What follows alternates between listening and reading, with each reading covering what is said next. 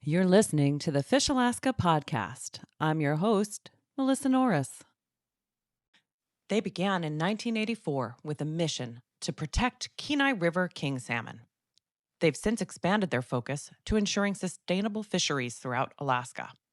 In this episode of the Fish Alaska podcast, Executive Director Shannon Martin and Senior Fisheries Advisor Kevin Delaney discuss KRSA's role in fisheries conservation, habitat restoration, education, research, and fisheries management. Shannon is a boots on the ground Alaskan, and Kevin brings over 50 years in fisheries management in Alaska. Get ready for some interesting info from the Kenai River Sportfishing Association.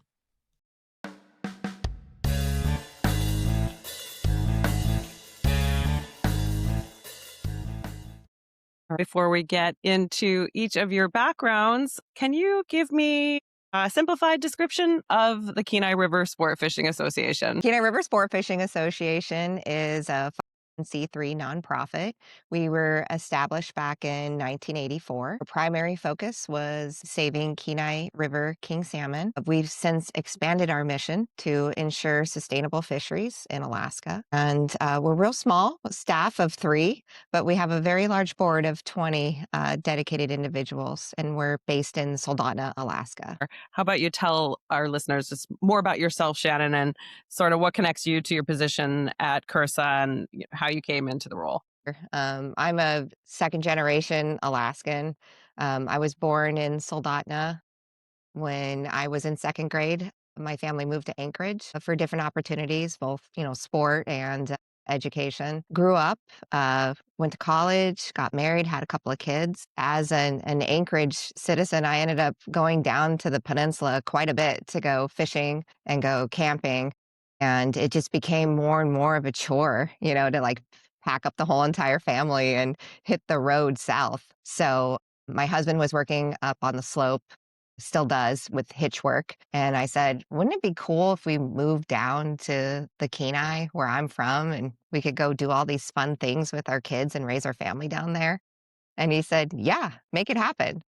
So I packed up and moved back down to my hometown of Soldotna about 15 years ago and was just living the dream, going fishing, going camping. The cross country skiing trails are 5 minutes from my house, and found myself in this role working for the Kenai River Sportfish Association, just as a person who is passionate about sport fishing and taking care of the resource. And now my eyes have been opened up to kind of the world of policy. I guess when I started out, I used to look at a reg book, and I would open it up at the beginning of the season, and it would tell me how many fish I could catch and where I could catch them. But now, with my current role with KRSA, I'm involved with management decisions and providing a voice to the rec industry. And that to me has been really significant and impactful in my life. It's been a joy. It's like falling into a job that suits your life and you enjoy doing it. So, folks probably don't know that you and I go back 20 years, long before your role at KRSA. And we've been on those runs to the Kenai from our home cul-de-sac in Anchorage. So that's how we Yep. know each other, going back that far. But we're also joined by Kevin, who has an extensive background in Alaska fisheries. So, Kevin, now in retirement, paint the picture for us of your time at the Alaska Department of Fish and Game, please. Well, I'm going to start out a little earlier than that. As a junior in high school in Minnesota, I decided to run away from home and go to Alaska.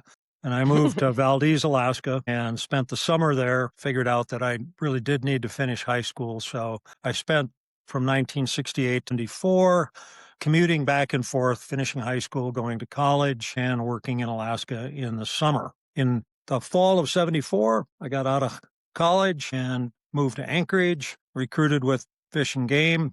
They found a spot for me in Kodiak, Alaska, because although biologists were a dime a dozen, scuba divers who had experience in search and rescue and swimming under the ice, which I did from Minnesota, were in short supply. And so I moved to Kodiak Island in 1974 and became a scuba diver in the North Pacific, working on crab research, vessel maintenance, and a little search and rescue. I came back to the Susitna River drainage, the Anchorage, South Central Alaska area in 77, and worked my way through many positions with Fish and Game, the Susitna Hydro feasibility study. I was on the Exxon Valdez first responder team in 1989. I became an area management biologist, a regional management biologist, a regional supervisor. And then in 1995, I became the director of the Division of Sport Fisheries and retired in 2000, thinking that I wanted to move to the Great American West and learn to train horses and become a cowboy. And that worked out pretty darn well. But my passion for fisheries overtook that, and I had an opportunity to come back as a senior fishery management advisor for KRSA in 2009. And frankly, we've had a really wonderful run ever since. So kind of picking up where Shannon left off with living the dream, one of the luckiest people I know. I've been able to do so many things that I am passionate about, develop so many relationships over the years. I'm really happy to be here doing what I'm doing right. It's a pretty colorful background you've got there, Kevin, from scuba diving in Kodiak in the 70s all the way up to director of Sportfish and working with KRSA. Never a dull moment, it sounds like. So let's talk about KRSA, what it is that KRSA actually does. And I keep calling it KRSA. So before we get into the mission of KRSA, that's the short acronym there for the Kenai River Sport Fishing Association. But Shannon and I were chatting a little bit about all the nicknames of KRSA. What do you like to call it, Shannon? Kenai River Sportfish, or KRSA. So when it was first formed back in the 80s, it was incorporated. So the acronym was Kenai River Sport Fishing Incorporated. And some of our longtime members and our founder also still refer to it as his day as KRSA. It's just like a term of endearment. So what's the mission? What is it that KRSA actually does? So we ensure the sustainability of Alaska's fish resources. So we break that down through 4 mission goals. We dedicate time to habitat restoration, to education, to fisheries management, and also to research. So those combined goals help ensure that we have fish now and fish for future generations. And that's what really drew me to the association. Is it's not just about, a bag limit on the Kenai this year. Like, how many fish can I pack up for this winter? It's about the opportunity to go fishing for future generations. And how are we going to steward this resource so that all can have access to it? Well, you said that the organization was formed on behalf of the Kenai king stocks. So I get that conservation is at the premise of all of it. What do you guys think you've done on behalf of Kenai kings so far? I know you're working diligently all the time. So Kevin, do you want to tackle that one? Yeah, I'll go ahead. What I'd like to do is set a little background here. Fisheries, the term itself is widely used and widely misunderstood. It's not just the fish. It's the people, the cultural values, social values, economic values, and those things change over time.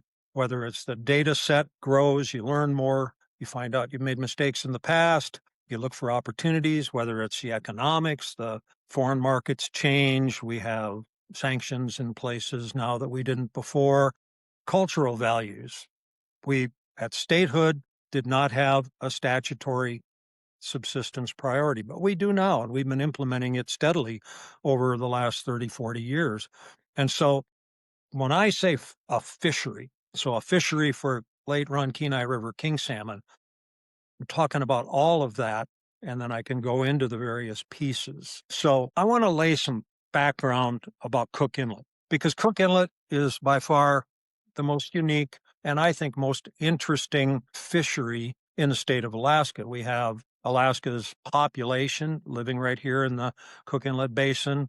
We have a phenomenal fishery resource. We have a historical commercial fishery, and all of that comes together. Now, at statehood, we got away from federal management, and the state had a board of fish and game. The fisheries piece of that, particularly Cook Inlet driving it, got more than a fish and game board could handle. And so the fisheries board, which is our governing regulatory development body, was split off in 1976. And one of the very first things they did is develop the Upper Cook Inlet Salmon Management Policy, which basically said salmon entering the freshwaters of Upper Cook Inlet before July 1 are allocated primarily to recreational uses, from July 1 to August 15th, we're going to prosecute a commercial fishery. And after August 15th, those coho that are bound for wherever they're going will be managed primarily for sport.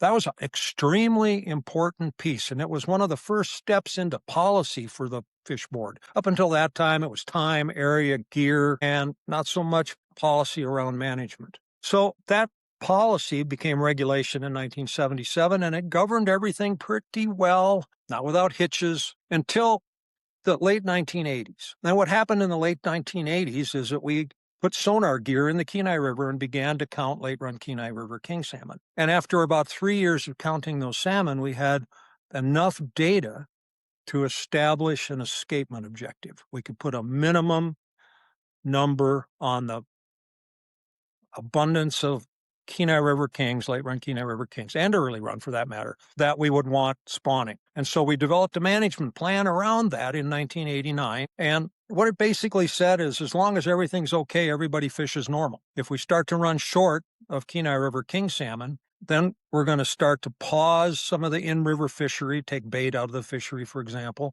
and we might restrict the days of set netting. And then, this was very forward thinking, we said if we really run short, if we're below that objective, we're going to close everything and achieve a management objective. This is one of the strong points of Alaska fishery management. But nobody ever really thought that we would get down to that level of late-run Kenai River king salmon. It was about 15,000 fish. And we were having runs in the 50, 60, 70, 80,000 at that time. So no one thought we'd ever get there. And then that kept us going more or less on track until 2012. And in 2012, we came down below that management objective and everything had to close.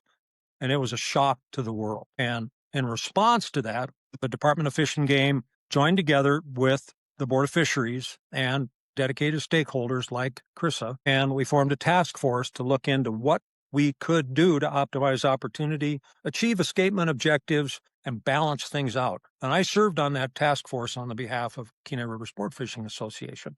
And what we came up with was the paired restrictions. It was a set of step-down measures that we would take, pairing restrictions in the commercial fishery with restrictions in the sport fishery in response to low, lower, and lowest levels of escapement. Those paired restrictions were implemented in 2013 and kind of kept everything going until about 2020 when we started to fall below the lower end of the escapement objective for a series of years. And when that happens, we have a process called a stock of concern.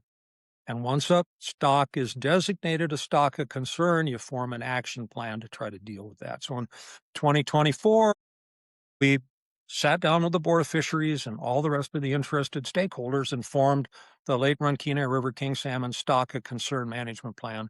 And that's what governs us now. So there's a separate history that deals with the northern Cook Inlet stocks of coho, sockeye specifically, and the upper Cook Inlet drift fleet. But as you can see, there's a rational process, and it's driven by fish abundance, and it's stakeholder involvement. KRSA has been at the core of this since its inception in 1984. I mean, they were at the table with us in 88 when we did the escapement objectives for late-run kings, and frankly, they've been there ever since. Well, that's a very interesting point of view to have all of that background, and it really does set the tone for what's going on now. So what do you think's worked and what hasn't worked, and why are we still falling below those numbers? There's legs to this stool, and the fish part is an essential link. Of course, that drives everything. But the process, Alaska has probably, although it's herky-jerky and complicated at times, and nobody agrees with it all the time, when you step back, our Board of Fish process, which is founded in our Constitution, which says manage for high levels of sustained yield and broad levels of participation amongst all Alaskans, then you drop to the regulatory process or structure, and it powers the board, it powers the commissioner and the department. These things don't exist in other states. They just were overrun with habitat destruction and economic issues before they had a chance to do what Alaska has done from the beginning. So what are we doing right? The Alaska Board of Fisheries process, for all of its herky-jerky imperfections, imperfections is wonderful, and it does a great job. As far as the fish go, the fish are in charge. Our scientist always tells me that. And what he means by that is we have oceanic conditions we can't control. We have habitat conditions that change over years. We have other sources of mortality that rise and fall. And at the end of the day, probably the way to look at this is a pie, and the slices of the pie are all contributing factors, and they shrink and expand. And all you can really say, and science is great at this, is you can say, there's nothing going on out here to the left of my left. There's nothing going on out here to the right of my right. But what's between these two things, we have ideas about and measures of certainty, but things are at play and they change, and we have to deal with that.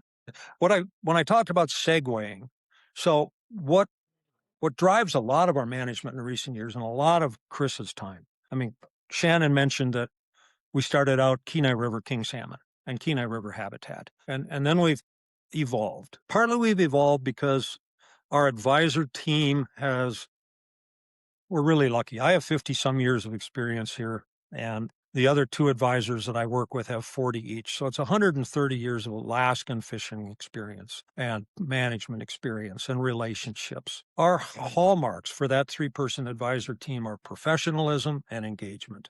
We approach everything from a very professional manner, scientifically driven, and we engage. We engage at processes, we engage with people. My old Rolodex from the 80s, is still 100 people strong, and they're my friends. I can get on the phone and call them. They'll call me right back. This makes a tremendous difference. Okay, with king salmon now driving a lot of our fishery management issues, and this is because we have mixed stocks. We have runs of sockeye, chum, pink coho that come into major commercial fisheries, major sport fisheries. At the same time, king salmon come in.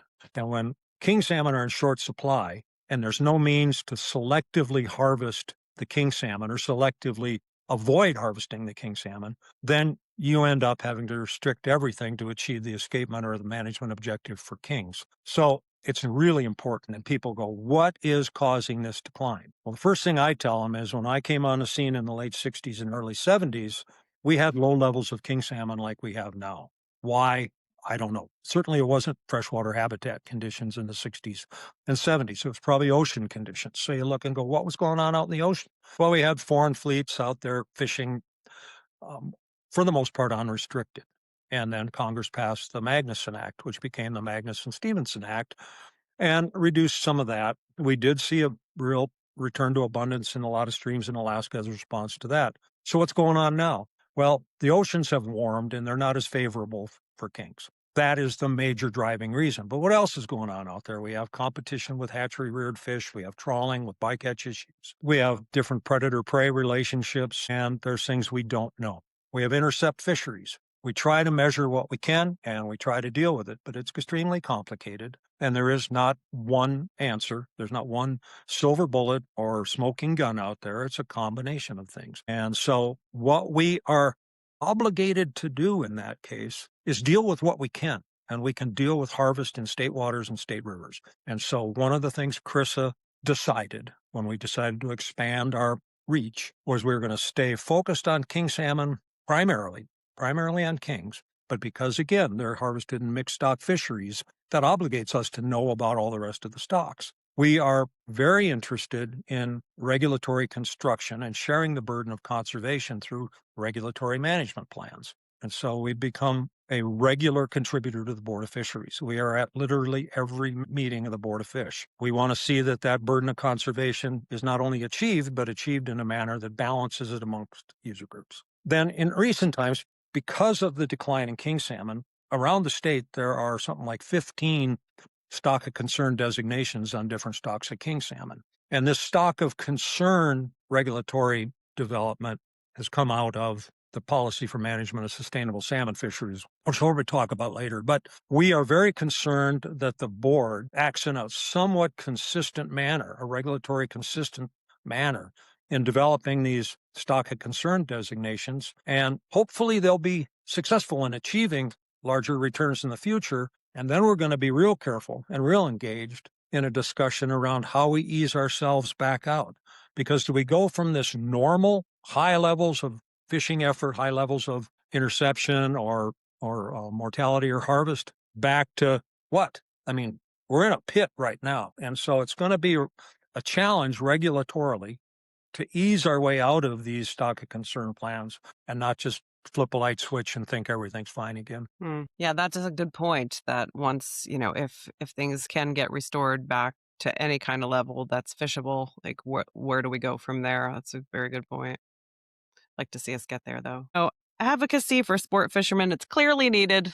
And KRSA's doing that to some degree. You were based on the Kenai River. Now you have more of a statewide perspective on things. That kind of makes me want to address a couple of the elephants in the room, if you will. Like one of the main reasons I wanted to invite you guys on today was because KRSA gets a bum rap. Keyboard warriors, they all got silly things to say. I've had a ridiculous sticker slapped on my car at Board of Fish meetings, and some people might even directly say you're anti-commercial fishing. So how do you respond to that? I've been at this a long time. So I've personally seen literally every Board of Fisheries that has ever existed. I mean, there's like 140 or 50 members now. I've watched it as a careful student for 50 years. And from the 1976 time that the Fish Board was split off, like I said before, through the late 90s, there were 5 or 6 votes for commercial fishing. There was a token sport fisherman on there. So if you don't have a historical perspective, and you can't grasp that from 76 until 96 or so, it was over before it even started. If there was a proposal to allocate some additional fish to a recreational fishery, it, for the most part, didn't happen. Now, having said that, I want to go back. That Upper Cook Inlet Salmon Management Plan that was developed in 76 was a heck of a great piece of work, and it did allocate. But at that time, king salmon populations, which were largely early run fish in June, were very low. And so were very early run sockeye. And the very late run coho didn't have much commercial value. And so it was easy to do that at that time. It became more difficult over time. There are trade-offs. Since that 96, 7, 98 time period, the governor's office, the population of Alaska decided, well, we want to make this a little more even. So they had a subsistence member on the board and maybe 2 sport fishermen. That still left 4 votes, which is all you need to carry anything for commercial fisheries. So a lot of the people who say the bum rap statement, they just weren't alive back when it really was a bum rap, when 5 votes were going to be cast one way regardless. We speak for the fish. We speak for an equitable sharing of the burden of conservation. We're experts at what we do, and there are trade-offs. We've been successful in getting regulatory change because of our professionalism, because of our engagement, but almost more than any other reason, because it was best for the fish and good for Alaska. People ask me, because I've been involved in this and I've watched opportunity ebb and flow, and I have friends in all these fisheries, and frankly, they'll go, don't you want to say you're sorry that there's lack of opportunity, say, in the upper subdistricts at gillnet fishery? And I go, I would rather explain it this way. I am empathetic, and KRSA shares this empathy for the loss of opportunity in fisheries. When you're not on the positive side of a trade-off, we're empathetic.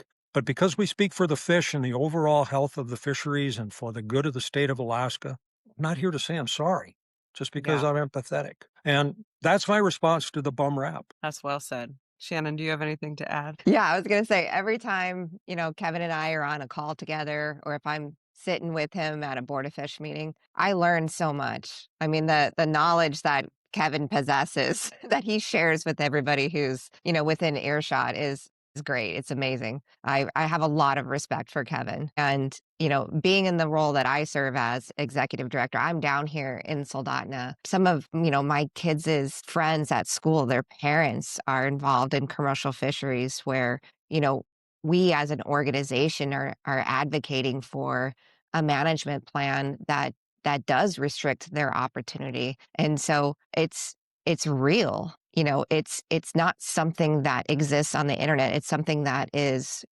right in front of me when I go to a hockey game or when I go to the park and when I go to a restaurant. I'm running into the same folks that are, on the other side of the aisle at a Board of Fish meeting. I don't like that negative criticism that we're an anti-commercial fishery organization. We're pro-fish, we're pro-conservation, and when we have enough fish that are in river and are spawning, and we have the escapement numbers and we're meeting goals, then everybody wins. And that's what our organization is about. We're about meeting escapement goals and having sustainable fisheries. Well, that is also very well said. And I empathize with that position too. At the magazine, we are a sport fishing based magazine, but I often, as an Alaska resident and a pescatarian, I come back to food security as an issue, and I come back to serving the masses versus a few individuals. And I'm sure you can all relate to those points of view as well. I did want to ask you guys a little bit about your perspective of that personal use fishery, dip netting. Yeah. Speaking of the masses, when I think of masses on the Kenai, I think of the PU fishery. It's very popular. So, Melissa, we have a unique opportunity here because like a lot of other things, I was involved in all the regulatory construction for the dip net fisheries, but Shannon participates in them and lives them. Mm-hmm. I would love it if Kevin would tell me the story of how dip netting was invented on the Kenai. Well, I'm not sure that I can talk with any certainty about the history of a dip net, but I can talk about the history of the Kenai River dip net fishery. Fish and Game develops escapement objectives for the important manageable species of salmon. And so they had an escapement objective for sockeye salmon on the Kenai River back in the 70s. And it was about 150 to 170,000 fish. Last year, we had 4 million come across the sonar. So things have changed. When we had those lower numbers, Alaskans looked down and said, there's got to be some time that we get a little more of a shot at sockeye than just a bag limit of 3, no snagging, da-da-da. And so what the Board of Fish said is if we ever go over the top end of an escapement goal range, so back then it was like 150 to 350,000. So if we can't, with the commercial fishery, keep the number of sockeye salmon crossing the sonar unit below 350,000, then we're going to let Alaskans come down and dip net a little bit. Well, that's going to occur, varies from year to year, late in the season, 25th, 27th of July, 1st of August. And so from the 1970s through the mid-1990s, the only opportunity Alaskans had to dip net in the Kenai River is when the Department of Fish and Game, utilizing the drift fleet out in the inlet and the set nets on the upper subdistrict, could not keep the sonar count from going above the upper end of the escapement goal range. That's what Alaskans got. It's like opening the doors to a college keg party after the kegs dry. People got down there and they got very frustrated because they weren't able to catch very many fish. The in-river run by that time had declined to next to nothing. So one year, 1993, we closed, but then we were shocked to have a very large number of sockeye come in late, and Alaskans couldn't get down there in time to catch them. The set net fishery went back in the water, did pretty good, and we put more fish in the river than the upper end of the escapement goal range at that time. And there was an outcry. And so the Board of Fisheries said, Fish and Game put together a process to figure out what to do in cases like that. And I facilitated that process. And we went down to Kenai and met monthly. And what we decided was now we're dealing with in-river runs. Remember, they were 150 to 350. Now we had like 750,000 to 1 million, 1.2 million. We knew we had more fish. What we came up with, and it was a consensus opinion amongst commercial fishermen, people that wanted to personal use fish, sport fishermen, and there was a Board of Fisheries member on the committee as well, was that this thing should be more predictable. And so we wanted to open up on July 10th and go 12 hours a day and have a bag limit for a family and let her go. And that was the beginning of the present day dip net fishery. And then as the runs continued to increase, as there was more participation and more support for more participants, you could go 24 hours a day. and it lasted through July 31st. And it was kind of an agreement that we didn't want to get too far into coho. That's been discussed, but with run sizes like they've been in recent years, there's just and my view is that there's kind of an exhaustion that sets in. So again, just really recapping it, back in the 70s and 80s, you only got a chance to dip net after the run was over, and only if they couldn't keep the escapement objective below the upper end of the escapement goal with the commercial fishery. Not much opportunity at all for Alaskans. Beginning in the early mid-1990s, all of that changed, and it has been overwhelmingly successful. Now, on a run like last year, probably those dip net fishermen take 500,000 fish. That's food security. That is food security in spades. I love dip netting. There's just something about it where you can put a 5-foot hoop down in the water and scoop up fish. It's just a lot of fun. And I have 3 kids, so having a larger bag limit, none of that fish goes to waste, Yeah. especially with my teenage boys right now. So we're on the Cook Inlet sockeye. So why don't we talk about the recent changes to the Upper Cook Inlet Drift Commercial Fleet Management Plan? All right. Thanks, Melissa. Some history. That Upper Cook Inlet Drift Fleet is the most powerful fishing tool that we have in Upper Cook Inlet. And they have historically been deployed beyond 1.5 miles from the Kenai River beaches, south of the Forelands, and they're very, very effective in catching all species of fish except perhaps king salmon. Beginning in the Middle East, there was a documented shortfall of sockeye salmon to northern Cook Inlet, the Susitna River drainage particularly. From that time forward, there's been major fluctuations in the number of coho. Well, let's go back to the sockeye. The Susitna River sockeye were one of the first stocks in Upper Cook Inlet and in the state to be designated a stock of management concern.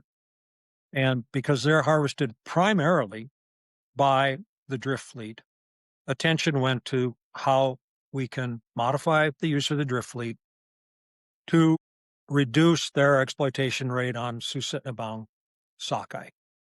And we found that if we were to pulse them out in the inlet wide, and if we were to restrict them at times nearer shore to Kenai and Kasilof, which were the largest runs of harvestable salmon in Cook Inlet to begin with, that we could put more fish north. And so the real challenge has always been, how do you harvest Kenai and Kasilof-bound sockeye that are in surplus, while at the same time passing sockeye and again now recently coho north and through the Northern District set net fishery into the rivers for escapement and sport fishing. And that is the most difficult, most complicated task that Cook Inlet fisheries managers have had. The other real complicated task that is still ongoing is how to selectively harvest sockeye in the upper subdistrict set net fishery or beach seine fishery now without taking kings. But let's stay focused on the drift. What has been found effective is the creation through time and area of a conservation corridor that allows Susitna northern-bound sockeye and coho to pass through the central district, while at the same time harvesting surplus Kenai and Kasilof sockeye. And what happened here in the last couple of years is we've had a real shortfall of coho bound north. We failed to make escapement objectives. We've had consistent closures of all the sport fisheries. And so the board entertained an agenda change request to try to deal with that. And we worked really hard with department managers, with other stakeholders in developing an evolution of the conservation corridor, which essentially pulled the drift fleet into a more terminal fishing strategy outside of the Kenai and Kasilof rivers out to about 3 miles. And they fished hard there last year, and there were a lot of sockeye, and they had a record year. They made over $30 million in that area. Now, they also have opportunity to fish in what's called the EEZ, and that's the exclusive economic zone. And so if I were a drifter and I hadn't really been paying attention real close to everything that was happening, I would feel like, oh my gosh, my world has just changed. The rugs got pulled out from under me. And there's really the 2 pieces to this. One, as a result of a lawsuit that started many, many years ago, brought forward by the drift fleet, the feds, the federal government, through the National Marine Fisheries Service, through the North Pacific Fisheries Management Council, manages a donut hole in the middle of Upper Cook Inlet called the Exclusive Economic Zone. The state has no authority to manage out there. They decide before the season starts how many days you're going to fish, where you're going to report, and what the harvest could be. And if they hit that harvest, they close everything. So drifters have to choose. Do I want to fish there today, or do I want to fish in state waters? It's caused a complication, both for the drifters and for management. But that's still playing out. But in response to the shortfall at Coho, the Board of Fisheries basically then said, okay, drift fleet, you're going to be in the EZ, or you're going to be in these terminal harvest areas off the mouth of the Kenai and Kasilof where you fished last year and had an ex-vessel value of $30 million. You know, it's a change. It's a change that was brought forward to conserve northern-bound fish, particularly coho. Will it be successful? Fish are still in charge. If the coho run in that far east rip, they're still going to get caught because that rip is included in the expanded corridors, terminal harvest areas. But we're hedging the bet. We're hedging the bet in favor of the fish. And you can bet the Department of Fish and Game is going to wait to see if it's successful before they start relaxing the sport fish restrictions. Can you, with my lack of understanding, could you help me understand why the drift fleet would be concerned about being in a prolific area that was successful last year? Melissa, there's a couple pieces to that. I have friends in the drift fleet now, and I'll say this in generalities. These people, it's a lifestyle. It's hard work, but it's fun. And to be able to go out in the open inlet and, you know, it's the Wild West and you can put your net down and you're not bumping your bow of your boat against somebody else. That's a lot more enjoyable way to fish than being in kind of a line fishery confined in a terminal area. Economics, they made a lot of money last year. They can catch fish in there. Can they stop the entire Kenai run on a year like last year? That's, you know, millions of fish. No, but they can take record harvests. That seems like the best of both worlds to me. What am I missing? Nothing. So what is this over escapement concern? And is there any truth to that? Oh boy. So I'll quickly repeat myself. I want to say no, there is not. It's a loss of harvest, you know, and that's a real thing. A loss of harvest opportunity, loss of ex-vessel value. Remember what I said a little earlier? We started out in the 70s Kenai with an escapement objective around 150 to 200,000. And when the runs started to become larger and we let a few more fish in the river, then all of a sudden we had an escapement objective of like 350 to 500,000. Well, then it was 750 to a million. Now it's like 900,000 to 1.2 million. And some years last year we put 4 million in. It's going to be interesting to see what we get. But we've had runs that ended up getting past us, if you will, and putting 1.5 million, 2 million fish on the spawning grounds. There has never been a time when what we have put on the spawning grounds has failed to replace itself and then some. So to manage a fishery, to keep an artificial top end on when you don't even know what the true capacity of the system is foolish. And there's one other thing going on right now, and that's climate change. The big lakes, whether they're in Cook Inlet or Bristol Bay, are warming up a little bit. And it doesn't take much of a temperature change in a glacial-fed lake for the sockeye fry that rear in there to benefit tremendously. So again, as I said, science drives us, but as the data set grows, we need to adjust. And the people who are still arguing that overescapement is going to be a huge problem, they're the same people that were arguing that overescapement was going to be a huge problem when we put 250,000 in the Kenai. Time's going to tell. The fish are in charge. Yeah, if it hasn't already. So why have there been so many changes to the management plans, and why is KRSA involved in that process? So if I were to go back and kind of synthesize some of the things I've already talked about, we've gone through a number of different time frames in the management of Cook Inlet. Again, the statehood through 76, it was kind of a time when we were dealing with time, area, gear, getting our feet back on the ground after federal management, getting rid of the traps, figuring out kind of what works. Then from 76 through the late 1980s, we had an Upper Cook Inlet salmon management plan that said early is for sport, late is for sport, and in the middle, we're going to maximize commercial harvest.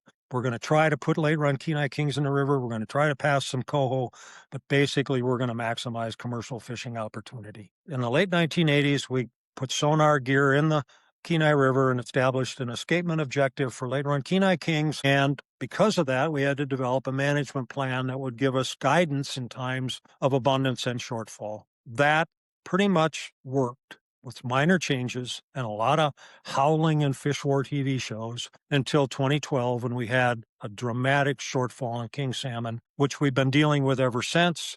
From 2012 through 2024, the paired restrictions pretty much allowed us to continue to offer opportunity to all user groups. But then beginning in 24 with a stock of concern designation, we really had to look for other tools. With a sport fishery, it's been no bait, it's been catch and release. With the set net fishery, it's been modifications in the set nets and the experimenting with beach seines. And that's where we're at now. And then with the drift fleet, the open ocean fishing, the Wild West, then the decline in sockeye salmon in the Susitna, the stock of concern designation there, the development of the conservation corridor, then a decline of coho that's happened more recently and needing to strengthen that conservation corridor. So we went with the terminal fishing strategy off the mouth of the Kenai and Kasilof with the drift fleet, added complexity, the EEZ, federal management lawsuits, all with the backdrop of economic changes, market changes, Bristol Bay sockeye going from 25 million fish to 55 million fish flooding the markets. Lots going on. And I would just add to that too. Why are we involved in various management plans? We're seeing loss of opportunity for sport fishing. We're seeing decline of king salmon statewide. And so our organization has gotten involved in Bristol Bay, and it was very controversial, but we recognized a need and a role that we play down here on the Cook Inlet, where we can help the in-river users develop strategies to pass fish into the rivers, like on the Nushagak, for example. So what do you guys think of the recent finding by NOAA that Gulf of Alaska Chinook is not warranted to be listed as an KRSA? Yeah, it was a positive finding for us. Alaska has a tremendous fishery management system. It's far more responsive, real time than anything the feds have ever had. That's not to say that it's perfect. So across the state of Alaska, we have, I believe now, 15 or 18 different stocks of concern of king salmon. For each one, we have an action plan that we implement each season. There are systems, particularly a couple on Kodiak Island, that are really appear to be in trouble. The Karlik and Ayakulik, or Red Rivers. We have escapement objectives of low thousands of fish, and we're getting just hundreds of fish in those systems. So we're going to have to take dramatic action. But for a Gulf of Alaska Chinook to be designated a endangered species would mean that they're on the threat of extinction, and they're not. They're not at all. I mean, we're dealing with some real shortfalls in the Kenai River, shortfalls from high levels of return of 50, 75,000 fish down to 20,000 fish. But 20,000 fish still maintains the genetic integrity, and we're managing for it, and we're best able to manage for it. I never thought there would be a positive finding. I think we have to take dramatic action in places like Karlik and Ayakulik. One thing that we participated in, we now being KRSA, this last year was a discussion on how to manage fisheries out in the Alaska Peninsula, an area called Area. Area is a very, very successful fishery, but it's an intercept fishery. It takes fish bound for Bristol Bay. That's main target, sockeye salmon for Bristol Bay. But it harvests chum salmon bound for the western Alaska streams, particularly the Yukon. And it harvests king salmon that are bound for everywhere, because even West Coast king salmon move and feed in Alaska waters. And so it's important to, again, the pie I talked about earlier with the different slices being different reasons for things. Alaska is looking at each and every one of those. A designation as threatened or endangered at this time would be entirely inappropriate. It would limit your opportunities to make real-time change? It limits so many different things. So it limits use of habitat. It uses markets. It lumps things together that need to be split apart to be understood. It limits your funding. No, it was totally inappropriate at this time. We're going to climb out of this. So balanced access, food security. let's talk about trawl bycatch. All right, Melissa. This is my hot button.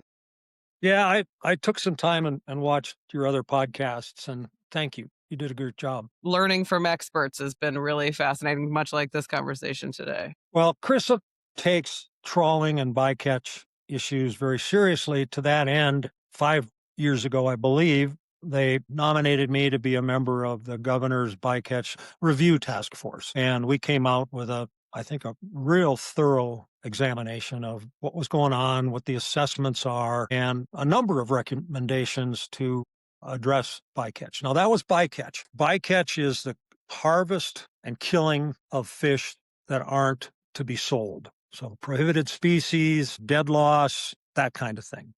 Trawling issues broaden out. There's habitat issues of non-pelagic trawls bumping the bottom. There's food, predator-prey relationships. So it's very complicated. But back to the core of this right now, and that's that KRSA takes it very seriously.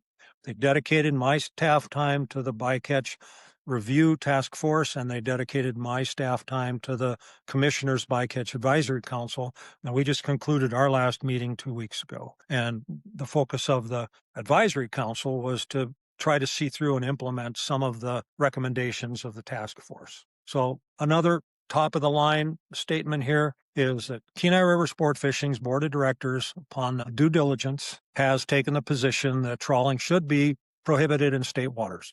Now, it already is in Southeast, and it already is around Kodiak Island for the most part, and there's some pieces of the Alaska Peninsula and Aleutians. And there's some exceptions for trawling for scallops or shrimp, where it's very localized and very specific equipment. So that's where we're coming from. When it relates out to federal waters, it's a much different story. When I listened to your other podcasts, I was very encouraged that people were getting their arms around the whole issue, because it's not just bycatch, it's habitat. Yes.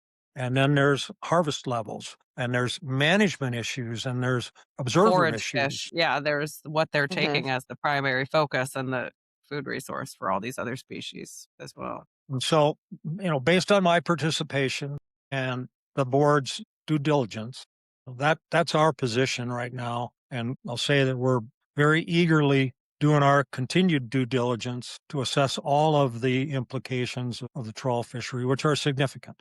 I will say also that after 5 years of studying these things, I come away really impressed at the work that the North Council, National Marine Fisheries Service, and the industry are doing. I mean, there's a lot going on out there to monitor bycatch, to look at selective harvest strategies, to assess population levels on a real-time basis, and to have real-time management of the fleets with hotspot protection. And it's impressive. Is it enough? No, but it's a lot going on out there. Well, and it might be, it's just that for 50 years, that wasn't going on. Right. I'm impressed by the amount that's going on.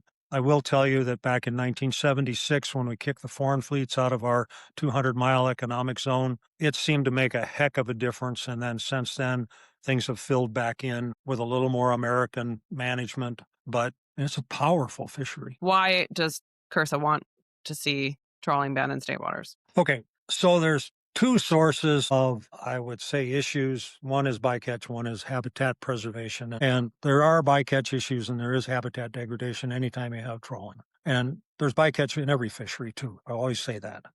Now, Southeast Alaska, quite a few years ago, made the decision that, with the exception of scallop dredging in specific areas and fishing for shrimp with a specific trawling would be eliminated. And it was mainly because of habitat issues there and some gear conflicts. So when you eliminated that, where we're at right now is only a handful of boats fish state waters. And so KRSA, working with the department and the legislature 3 years ago, developed draft legislation to require electronic monitoring on vessels, ground fish fishing in state waters who already had the electronic monitoring equipment on board. All we wanted them to do was turn it on when they came in state waters. And frankly, the commercial fishery opposed that. And we made it specific. You got to already have the equipment, and you have to be fishing for ground fish.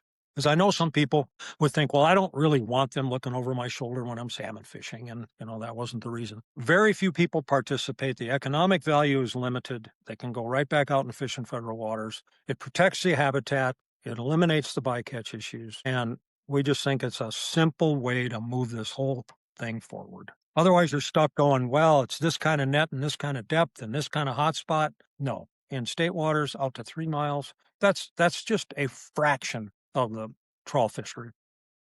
But it's one that we have control over through the Board of Fisheries. And so next time we have an opportunity, we're going to propose that. What I can tell you is that the concluding 2 paragraphs of the executive directory of the bycatch review task force basically said that some bycatch is unavoidable. It should be minimized. It should be studied. And the way to approach this rationally is through research, active real-time management, and engagement with the fleet and the users on a continual basis. So you've got research, management, and engagement. And if you're not willing to invest heavily in all 3 of those, you probably shouldn't be out there trolling. Yeah, I know for just the general Alaska mentality. And I don't know, this has nothing to do with politics or economics or any of the things that seem to be the driving forces in our state's choices or federal choices. But inherently, like, just the concept of indiscriminately catching fish and waste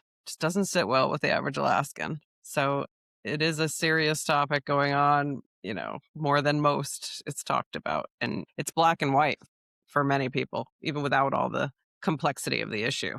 So, but I do applaud KRSA for taking a public stance on banning in state waters.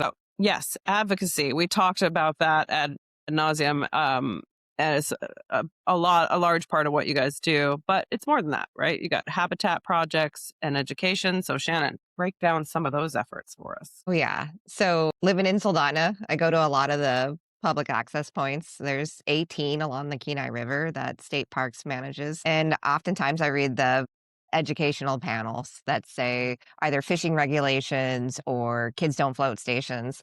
And I started to notice the Kenai River Sportfish logo on majority of them. I had no idea that this association was so heavily invested in taking care of the habitat and also providing funding for access for anglers. When you drive into Soldotna and you cross the bridge where the visitor center is located, or if you're on your way down to Homer, if you look down to the right, there's a boardwalk there. That is KRSA's very first habitat restoration project, and it was the very first one on the Kenai River. And so what we invested in was programs that would either match funding with us or we would provide funding through our classic fundraisers to allow access for anglers, but would also protect the habitat. So this includes like light penetrating boardwalks, the aluminum grating that you walk on to get to the river. That allows the vegetation underneath to continue to grow and stabilize the bank versus just walking on the muddy banks, trampling all of the grasses and the trees. Eventually, without that vegetation, it's not supported and it'll slough off into the river there and we'll lose habitat. So we've invested in quite a few of those 18 points and still are investing with our current project with Alaska State Parks is the Big Eddy State Rec site. This will be restoring and expanding, not so secret location. I think once the project is built, folks will gravitate towards this as a new sockeye fishing hole on the lower. It's just right outside of Soldotna on Big Eddy Road. So we'll put up some walkways, protecting the habitat, of course, and then some access stairwells down to the river. And so what those stairwells do is they funnel the foot traffic. So you're going directly to the water. And again, it's to save that vegetation to help stabilize that bank. Because as we all know, when the sockeye are running on the Kenai, it is like a magnet for Alaskans to come down and get their fish. What's the timeline for that Big Eddy project? They're going to put shovels in the ground this summer. So this is a 4-year process in the making.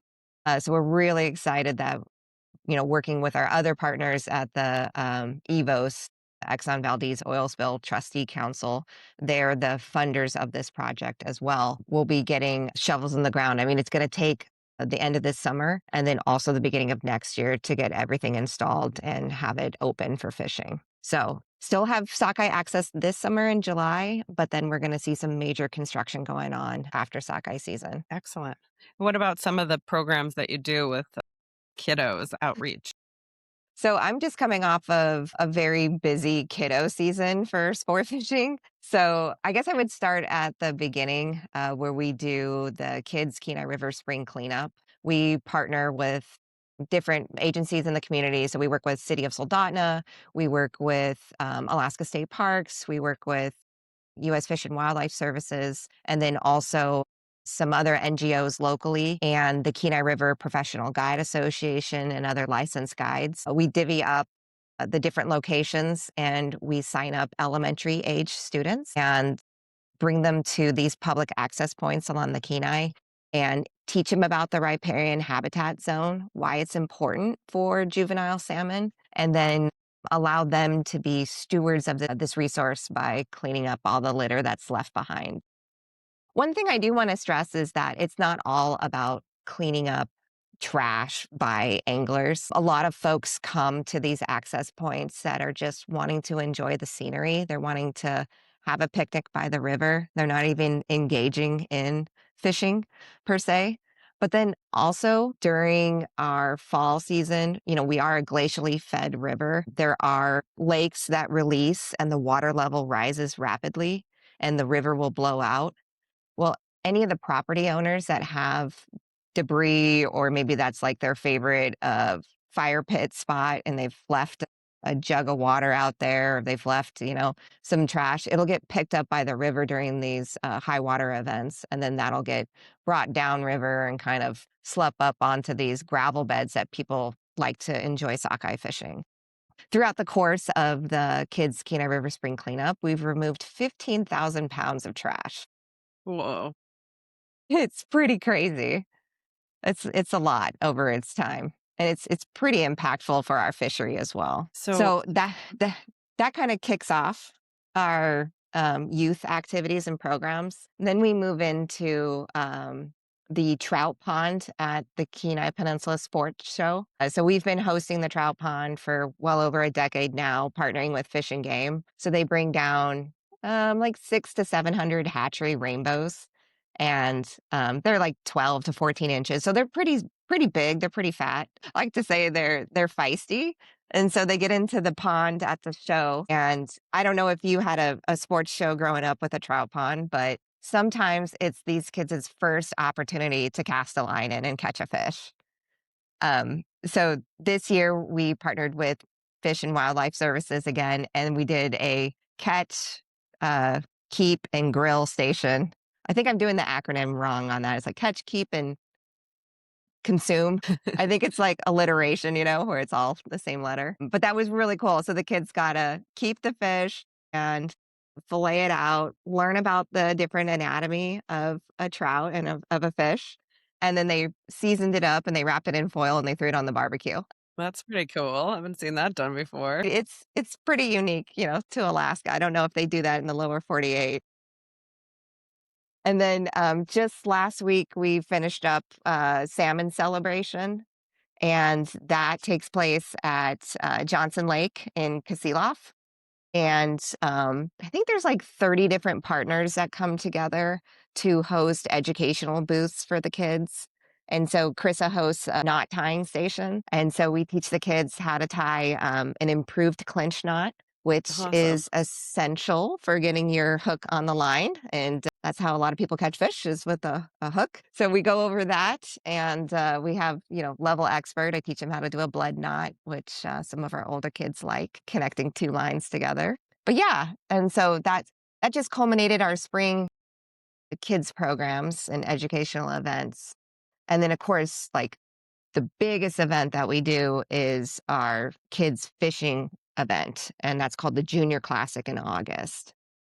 So we don't just take 5 or 10 kids fishing. We take 100 kids fishing, and it's a 2-day camp. We start out in Anchorage with educational time. So they rotate through stations at the King Career Center. And then the next day, we transport them all down to the Kenai River and they fish with professional fishing guides and they go silver salmon fishing and get an opportunity which most of them don't have. That's another event that we partner with Armed Services YMCA.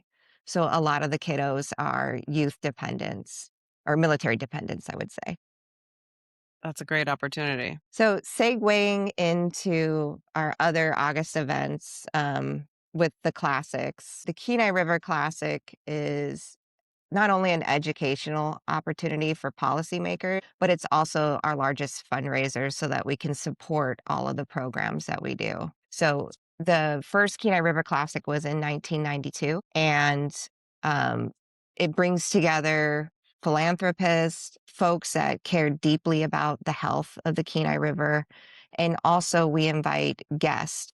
We invite legislators, we invite our federal delegation, and we invite important policy members within the fisheries world. So by providing them the firsthand experience on the Kenai River, seeing some of these public access points that are either, funded by, the state dollars or through federal programs, we hope to teach them about how those programs are implemented, what our needs are, and then they can bring that back and help the river in turn through policy and management policies. It seems like that's on a different scale. The same reason you're having all of these events with the kids is to integrate them into their love of fishing and the way it works as a community, and just like so that later on the advocates for the resource are well That's vested. absolutely right. Yeah. And I think, in my own life, if I don't have that firsthand experience, it's hard to relate. It's hard to really, advocate and protect something. And so that's the goal, is to bring folks here and provide that experience, provide this world-class fishing opportunity as well, so that they respect the resource and help in turn become a steward of the resource. Well, Kevin started out this conversation talking about how fortunate he feels for the life he's lived and all the being able to focus on the passion he has for fisheries. And yeah, that's the way to breed the next generation of that 100%. Yeah. So there's It's a women's classic as well. So is that also a fundraiser and meant it for the Mhm. same purpose? Yeah, but okay. Yeah, it's also a fundraiser and it's become, really unique. I had not heard of the Women's Classic until I was in my role as executive director, and the caliber of professional women that attend, and the act of fishing and going out in a boat together, it forms this bond. So now during, business meetings in Anchorage, we all have this bond that we've shared on the Kenai, whether we caught fish or not. We were all together underneath the tent with it raining and it being very cold, or we all, shared a meal together and we had breakfast together.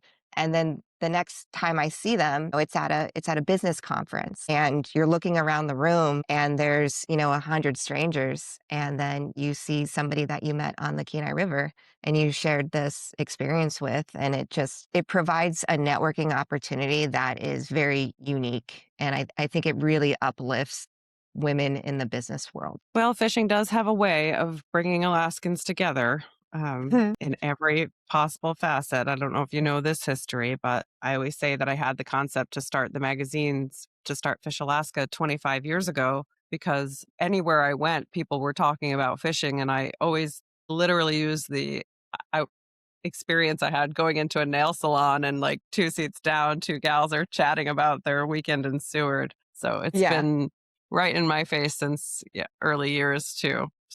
Yeah. I mean, I think that, salmon is a part of any Alaskan's life. Yeah, that seems to be a common thread. I hear that more and more, and it seems to be something that's different organizations are also founded on. Like, it's become so prevalent that people are recognizing it. It's always been there, but it's more recognized.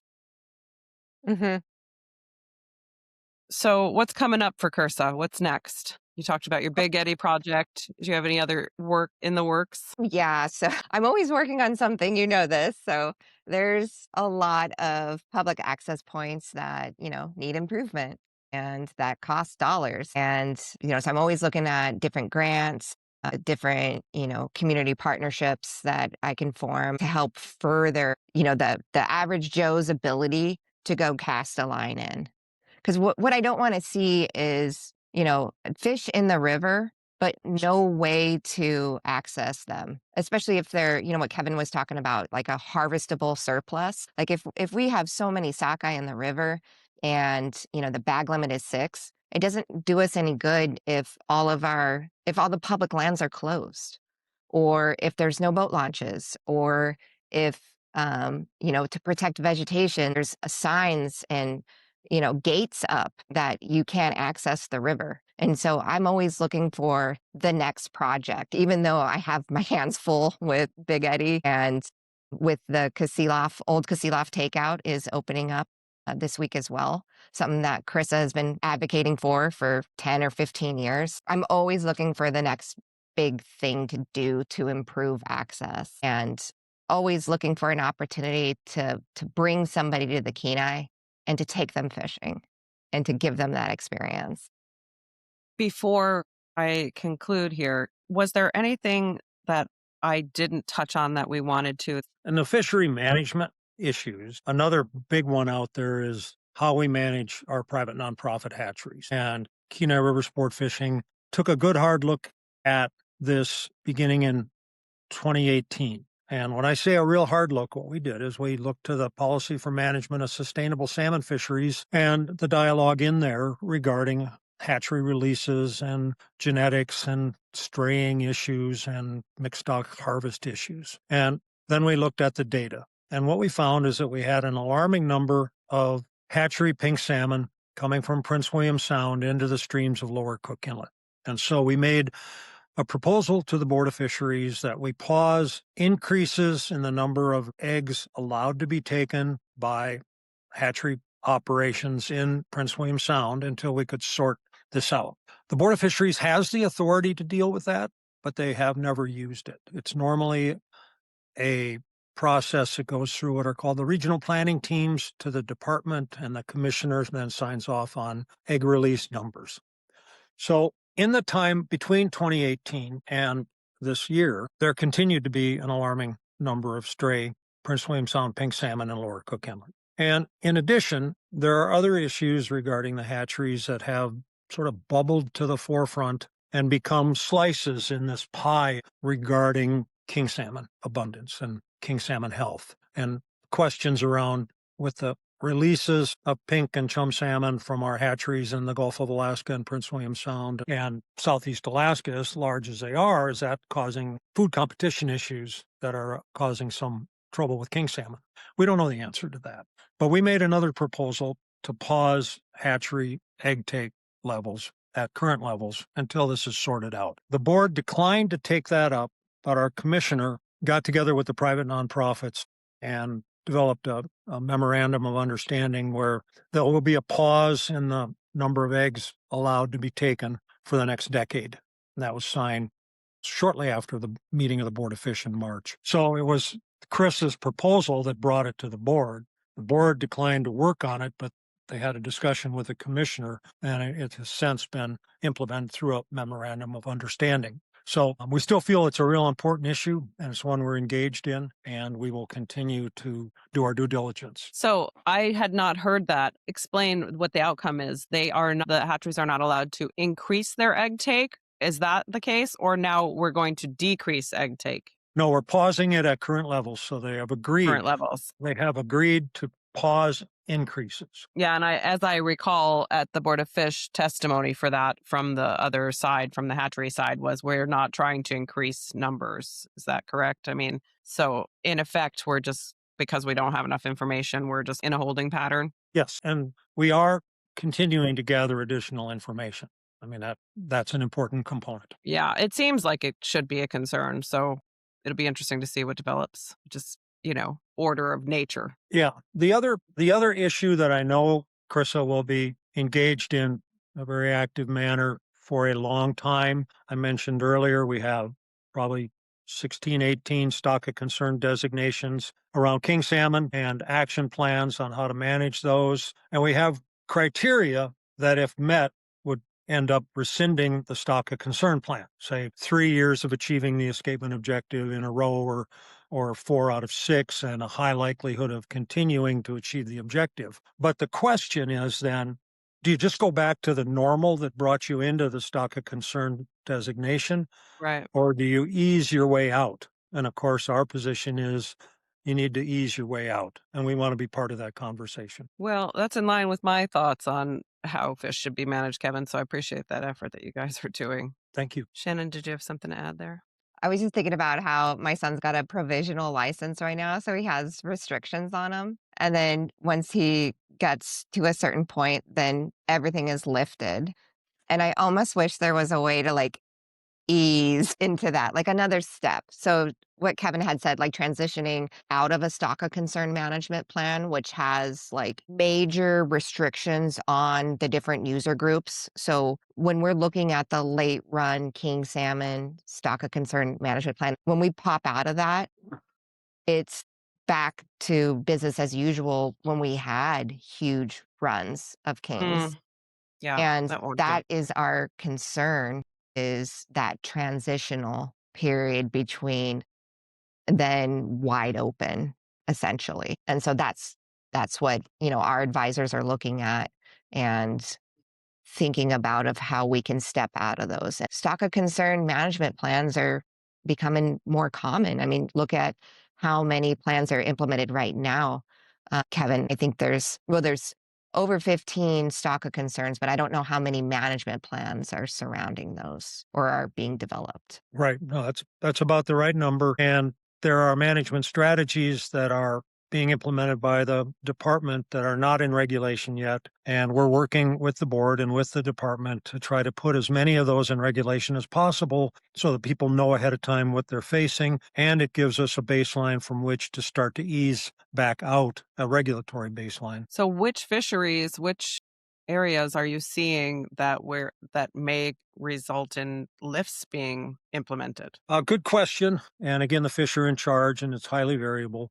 We've seen increases in abundance in king salmon in Southeast Alaska. We did have a slight increase in abundance of king salmon in the Kenai River last year. We were projecting a run of only about 6,000 large fish, and we got more like 12,000. That is a reason for concern. We've got systems that I mentioned, like the Carlick and Iakulik on Kodiak, that are just in dire straits. We saw a little bump in the number of king salmon in Chitna, or Chignik, not Chitna. Well, in Chitna as well, the Copper River population has seemed to have stabilized at a lower level, but acceptable in terms of escapement objective. Geez, there's a lot going on. Kevin, there's been a little history of like lowering escapement levels, and that's been something that general Alaska public feels like this isn't the way to go. Do you have a thought on that with your extensive background? Well, as I said, science is ongoing. Data collection is ongoing. When we took over from the feds, their strategy was basically let a few in early, fish hard, let a few in late, and not a lot of in-season management. It was harvest management. We're going to go out there, we're going to catch 10,000 fish. When we get them, we're going to quit. The state turned that upside down and began managing through escapement objectives. But we had to develop those objectives. I was on a team in the early 70s in Kodiak where we walked a lot of the pink salmon streams to try to get an idea of the number of pink salmon we should allow on that stream for spawning. And that data set then grew. And once we got, in the case of the late run Kenai River king salmon, 3 years of sonar data, you could figure out an average. Was it exactly what it should be? Who knows? But it was a number developed through science. Now, 40 years later, we've had runs higher, lower. If you were to reevaluate what the escapement objective should be, it would most likely change somewhat. So, and then there's budgeting considerations the Department of Fish and Game has. And so if they have enough money to count 10 streams for 10 years, but then the money gets cut in half, and so they kind of average and say, in these 10 streams, we want to see about this many fish, not this many in stream 1, this many in stream 2, etc. There hasn't been, in spite of impression, there hasn't been a wholesale lowering of escapement objectives across the state. There's been more of an effort to aggregate, like I just mentioned with the 10 streams, and that looks like a lowering. And I Okay. could get into the technical piece of that, because if you have a range around each of the 10 and you use the top end of that range, but now you've got a range around the 10 in aggregate, you're going to get a different number, and it might look like you lowered it. The Kenai River is really interesting. When we did the sonar work in the 80s, we took 3 years, we averaged them out, we made the assessment that in a healthy situation, we'll get about 3 back for every one we put on the stream. We looked at the runs, and we said somewhere around 15,000 late run kings, that's about what we need. And the sonar is an imprecise thing. I mean, maybe if you think you got 15, you got somewhere between 13 and 20, so there's sometimes small changes are lost in the noise of your assessment method. But here we are, pushing 40 years later, and we want 13,000 to 27,000 large fish. And the recovery goal for the late run Kenai River Kings in the action plan is 14,250. That's not a whole heck of a lot different than the 15,000 we came up with in 1988. So I would say that technology, budget consideration, and science have all moved along, and with them, some escapement goals have changed, but for the most part, they have not been lowered. You brought up another concern about ADF&G funding and availability and staffing and all of the things it takes to provide the research. In recent years on the Nushagak, they're looking to get conjecture from the lodge owners of what they're seeing, because those guys out there don't think the sonar matches the numbers of fish that are coming in. Having fished it myself, I know the numbers are much smaller than they were over the last couple decades, and the fish themselves are much smaller than they were historically as well. So yeah, interesting. And I know I'm giving you so much of history. I was I on love the team. I was on the team that too. developed the Nushagak River King Salmon Management Plan in the early 90s. Okay, cool. And that plan called for somewhere between 55,000 and about 120,000 fish spawning. We had an in-river goal of 95,000, which was designated to meet the sport fish and subsistence needs. And that plan stood the test of time until we started to have a significant downturn in king salmon abundance. But coincidental with that downturn in king salmon abundance was almost an order of magnitude increase in the number of sockeye. And again, that was probably driven by climate change and the Tikchik lakes warming up. And it's real, and it's going to be sustained, I believe. So you've got the sonar unit that we were able to use to identify numbers of king and sockeye salmon at Portage Creek. It would count fish going by. It was an old Bendix sonar, and then they upgraded it, but it still counted just fish going by. But then we had a test netting project that would do species allocation, cut out kings from sockeye. But right now, when the sockeye run is in its full abundance, it's overrunning that sonar unit, and it's impossible to get an accurate count of kings. Yeah. But that wasn't the case back in the 90s when we developed those escapement objectives. So there's two things going on here. One, you got to realize that the information we're getting from the sonar today is far more imprecise than necessary. We need information from the lodge owners.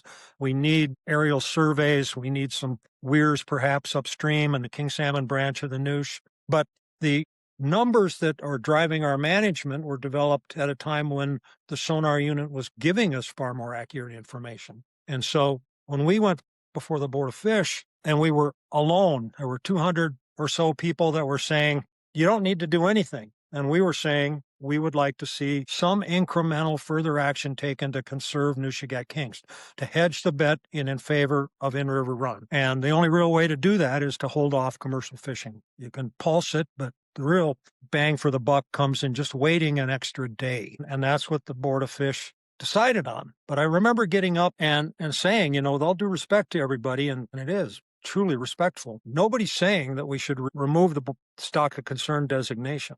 Nobody's saying we shouldn't put more fish on the spawning grounds. Nobody's saying it's getting better fast. And nobody's saying, and this is a key one, that there's no other management action we can take to conserve kings.